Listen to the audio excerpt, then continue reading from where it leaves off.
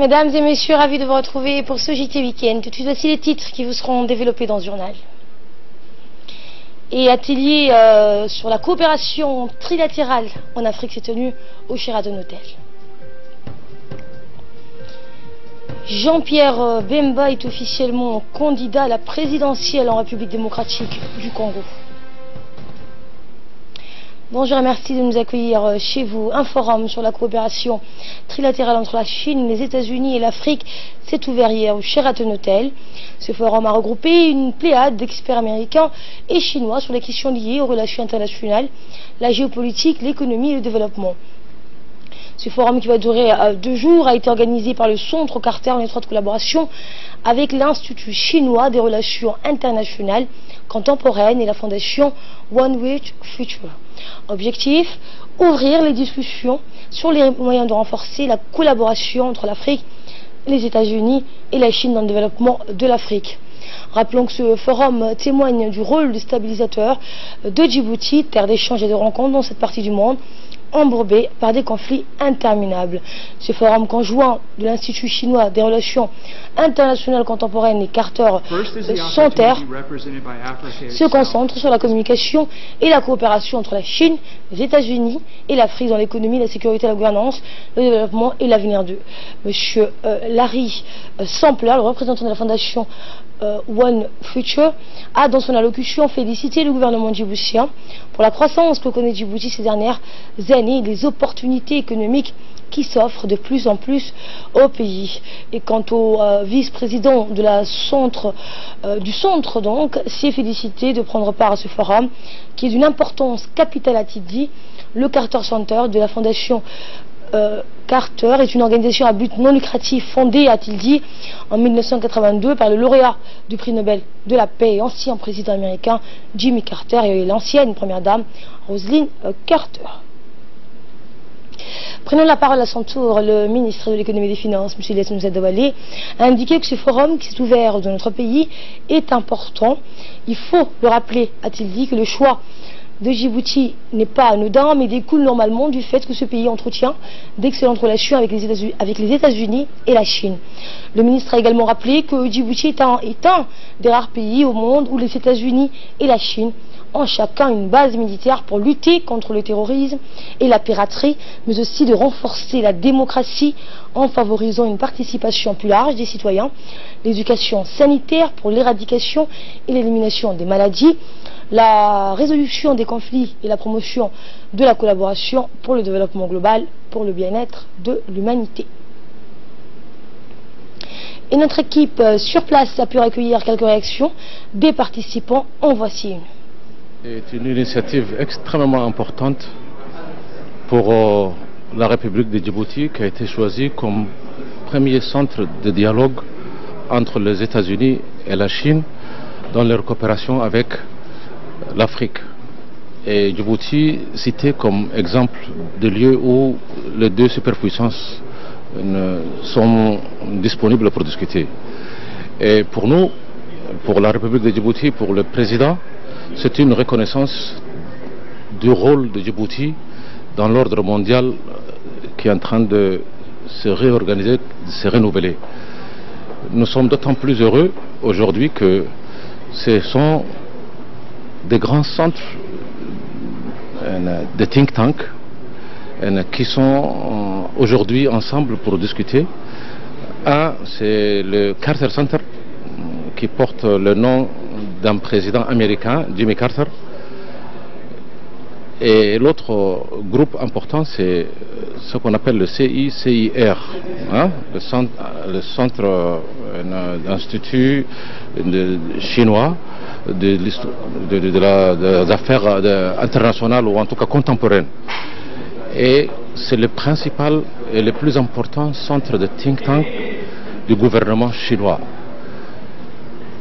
Ces deux centres, ce sont des organisateurs de nouvelles méthodes de politique internationale de ces deux superpuissances.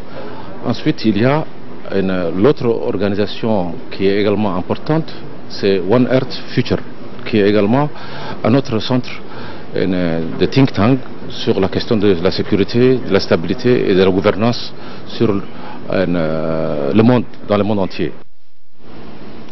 Voilà donc pour cette interview du ministre de l'économie et des finances, juste à l'issue de ce forum. Dans le reste de l'actualité, une cérémonie de fin de formation portant sur la stratégie de planification de l'administration publique s'est tenue, c'était hier, au siège de l'INAP. Cette formation qui a duré 5 jours avait pour but de former les employés des différents ministères sur la stratégie en planification. Cette formation a été présidée par le secrétaire général du ministère du Travail, Abdallah Ali Mohamed, du secrétaire exécutif de la réforme administrative du ministère, M. Mohamed Awale, le directeur des ressources humaines du ministère du budget, Mohamed Ahmed, le directeur, ainsi que le directeur de l'INAP, Shelma Idriss, et bien sûr le formateur, le docteur Abdelkader Ahmed. Les participants ont été donc issus dans les différents départements ministériels, et enfin, en fin de cérémonie, donc les certificats de fin de stage ont été remis par les hauts responsables présents à cette cérémonie. Dans une intervention, le secrétaire exécutif de la réforme administrative, M. Mohamed Awale, a remercié dans son intervention les responsables et félicité les participants pour leur assiduité. Écoutez cette fois le mot du secrétaire général du ministère du Travail, M. Ali Abdellah. Permettez-moi de vous souhaiter la bienvenue à l'occasion de cette cérémonie de clôture de cette formation qui porte sur la planification stratégique des institutions publiques. Je voudrais aussi saluer les formateurs qui sont parmi nous, qui ont bien voulu partager avec nous leur expérience et leurs connaissances. La planification stratégique est un instrument clé pour coordonner et mettre en œuvre des actions qui s'inscrivent dans une réflexion prospective à long terme. Elle répond à l'exécution des objectifs prioritaires mis à l'agenda pour appuyer une vision de développement ou une politique sociale particulière.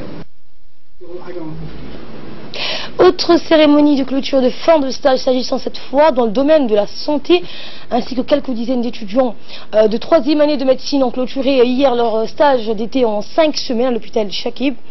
En effet, ces étudiants en phase d'admission en 4e année de médecine de la faculté de médecine ont effectué un stage pratique de 5 semaines sous la direction du docteur Mohamed Ousmane. L'occasion pour ces futurs médecins de mettre en pratique leurs connaissances théoriques et d'acquérir une parfaite compréhension dans le domaine des maladies de la tuberculose grâce à une immersion dans ce centre de référence.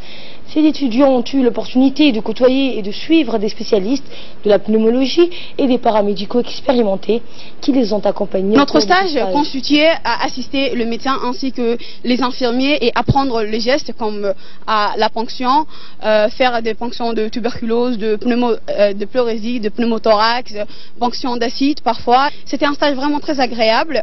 On a eu beaucoup de plaisir à le faire parce qu'on se levait chaque matin et on venait voir nos patients et bon, c'était très agréable. Et je vous amène peut-être pour clore l'actualité nationale où les autorités préfectorales et régionales de la Ville Blanche ont procédé hier dans la matinée à la pêcherie, à l'inauguration de la fabrique de glace. Cette machine à glace est acquise par le programme Prarev qui est sous tutelle de la direction de la pêche pour améliorer les conditions de conservation des poissons après capture et aussi renforcer les capacités de la coopérative. Cette acquisition fait suite aux recommandations de la coopérative de Tadjoura appuyée par les autorités locales de la Ville Blanche pour répondre à un besoin primordial car sans glace il ne peut y avoir de conservation et urgent car l'été est la période la plus haute saison, les captures sont beaucoup plus importantes et les besoins en glace augmentent proportionnellement. Nous avons appris ces 30 dernières années à faire une sélection rigoureuse sur tout ce qui concerne l'achat des équipements frigorifiques adaptés à ce pays. Nous avons sélectionné cette machine depuis l'année dernière selon ces critères et nous l'avons acheté sur le besoin immédiat actuel du besoin des... Et de l'innovation, ce qui domine l'actualité hors de nos frontières avec Hussein Aouled, donc je vous disais, Hussein Aouled, bonjour. Bonjour donc Yasma. Et donc c'était dans les titres, en République démocratique du Congo, Jean-Pierre Bemba est officiellement candidat à la présidentielle. Oui, donc effectivement, à 5 mois de la présidentielle en République démocratique du Congo, l'ex-chef de guerre, donc et ancien vice-président Jean-Pierre Bemba a déposé donc hier sa candidature pour briguer donc la succession du président Joseph Kabila. Le scrutin donc présidentiel qui a subi de nombreux retards doit se tenir donc le 23 décembre et visera au pouvoir donc à la succession de Joseph Kabila dont le mandat a expiré en 2016 mais qui ne s'est toujours pas engagé à se retirer. Et donc M. Mbaba donc, est venu donc, mercredi en République démocratique du Congo, une semaine avant la date butoir pour donc le dépôt des candidatures à l'élection présidentielle. Âgé de 55 ans, Jean-Pierre Bemba, ex-chef de guerre, se rebelle, puis vice-président de la RDC, donc il avait quitté la République démocratique du Congo en 2007. Il a passé les 10 dernières années en détention à La Haye.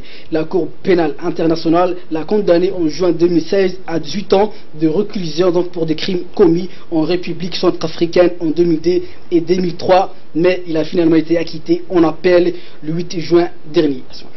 Et l'actualité dans le continent, toujours Hussein, au Mali, un second tour au goût de revanche, 5 ans après l'intervention contre les djihadistes. Oui, effectivement, donc Yasma, le président donc malien Ibrahim Boubacar Keïta donc est arrivé largement en tête au premier tour de la présidentielle qui s'est tenu donc malgré les violences djihadistes et communautaires, mais il retrouvera au second tour son principal opposant Soumaïla Cissé comme en 2013 le 12 août prochain. Malgré donc l'accord, les violences djihadistes ont non seulement persisté mais se sont propagées du nord vers le centre et le sud du Mali, puis au Burkina Faso et au Niger voisin, se mêlant souvent à des conflits intercommunautaires. L'homme d'affaires donc Aliou Diallo arrive en 3e position avec 7,95% des suffrages et l'ancien chef du gouvernement des transitions Cheikh Modibo Diarra complète donc le quatuor des têtes avec 7,46 loin devant les 20 autres candidats. Et à Gaza, les blocus des carburants. Effectivement, donc ce jeudi, donc Israël a bloqué donc à la livraison de carburant à Gaza, donc une mesure qui va considérablement compliquer la vie des Palestiniens. La bande de Gaza souffre déjà de graves coupures d'électricité, notamment dans les hôpitaux. Tel Aviv donc avait décidé donc de répondre aux agressions de l'enclave, notamment les cerfs-volants incendiaires qui sont envoyés côté israélien. Israël donc a déjà tout durci à 2 reprises de blocus autour de la bande de Gaza pour les mêmes raisons. Mais donc après quelques jours d'accalmie, donc les incendies ont repris. Les pompiers israéliens ont enregistré donc 7 sinistres donc mercredi dernier. Depuis donc avril, près de 3000 hectares donc ils sont partis en fumée du côté israélien. Merci Hussein Aouled pour ces précisions. Voilà, c'est tout pour ce JT Week-end. Merci à vous d'avoir suivi. J'aurai le plaisir de vous retrouver ce soir à 22h pour un nouveau journal.